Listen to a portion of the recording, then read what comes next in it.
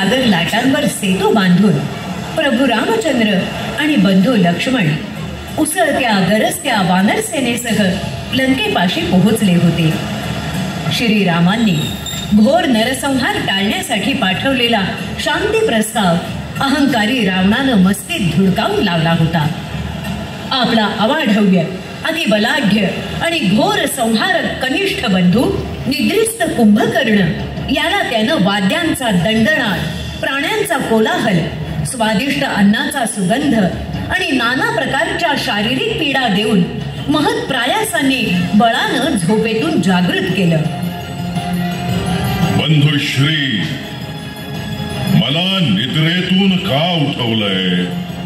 कारण ही आपण झोपण्याची नाही तर आपल्या शत्रूला आयुष्यातून उठवण्याची वेळ आहे.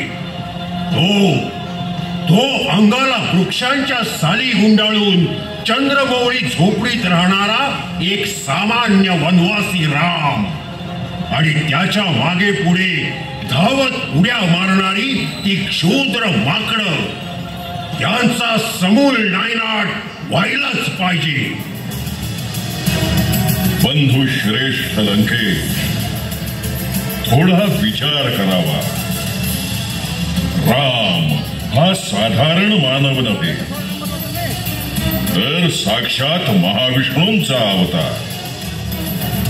त्याची वानर सेना हे रुद्रगण, भैरवगण, त्यात सेनापती महारुद्र महाबली हनुमान.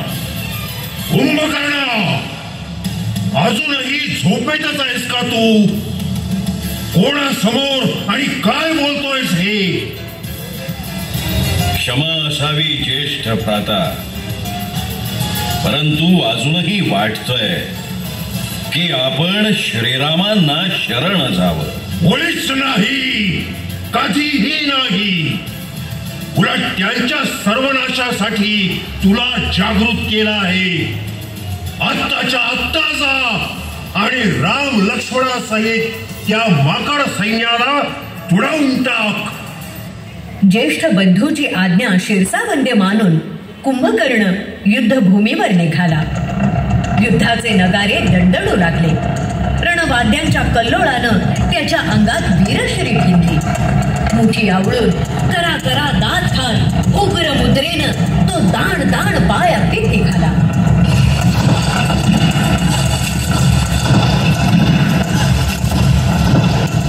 त्याच्या हुंकारानं आसमंत कंपित होत होता आणि धरणीला प्रचंड हादरे बसत होते. कुंभकर्णानं राम सैन्यावर चवताळून चाल केली. रसरसच्या डोळ्यांनी आग ओढली. त्यानं वानर सैन्य तुडवलं. तिसे त्याला ठार मारीत पुष्करी चिरडत दागांखाली हरडत त्यानं जिकडे तिकडे विध्वंस मांडला. ते पाहून हनुमंताचा क्रोध भडकला. त्यानं मोठमोठे वृक्ष पाषाण कुंभकर्णाला फेकून मारले. पण कुंभकर्ण त्याला हार केला नाही. नल, नील, जांबुवंत, अंगद, सुग्रीव अशा युद्ध धुरंधरांची ही मात्रा त्याच्या पुढे चालली नाही. युद्धाच्या आवेशानं बेभान होऊन तो गरजला.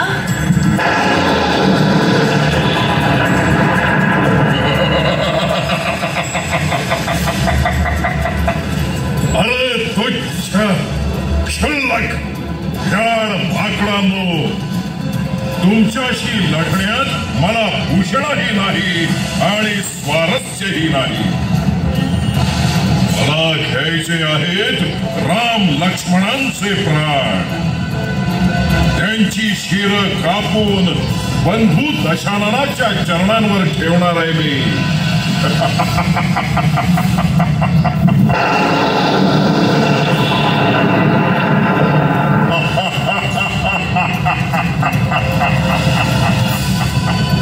माझा पराक्रम बघून भिवून लपून बसतेत का?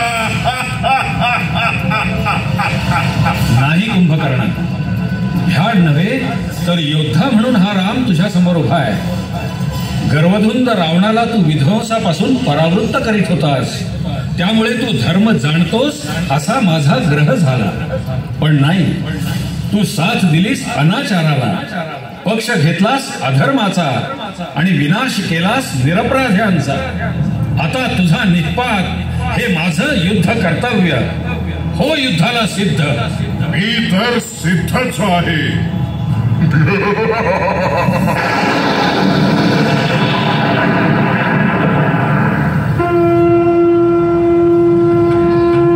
आणि भीषण युद्धाला सुरुवात झाली.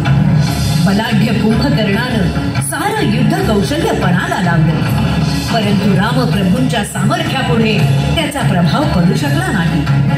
अखेर महान धनुर्धारी प्रभू श्रीरामांनी दिव्य मंत्र जपून एक बाण काढला, धनुष्याला लावला, प्रत्येच्या ओढली, वेध घेतला आणि बाण सोडला.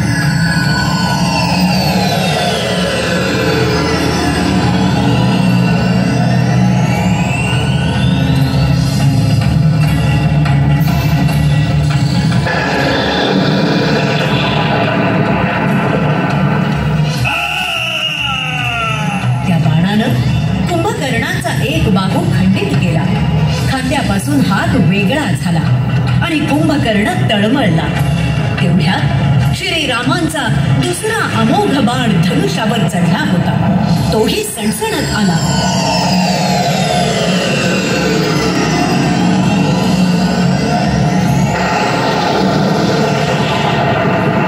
कुंभकर्णाचा दुसरा शक्तिशाली बाहू तुटला. कुंभकर्ण वेदनेनं कळवळला, पण त्याचा शेवटचा क्षण बाणाच्या टोकावर खोचून वीरश्रेष्ठ श्रीराम सिद्ध होते. महाप्रभावी, प्राणघातक, महासंहारक अर्धचंद्राग्र बाण.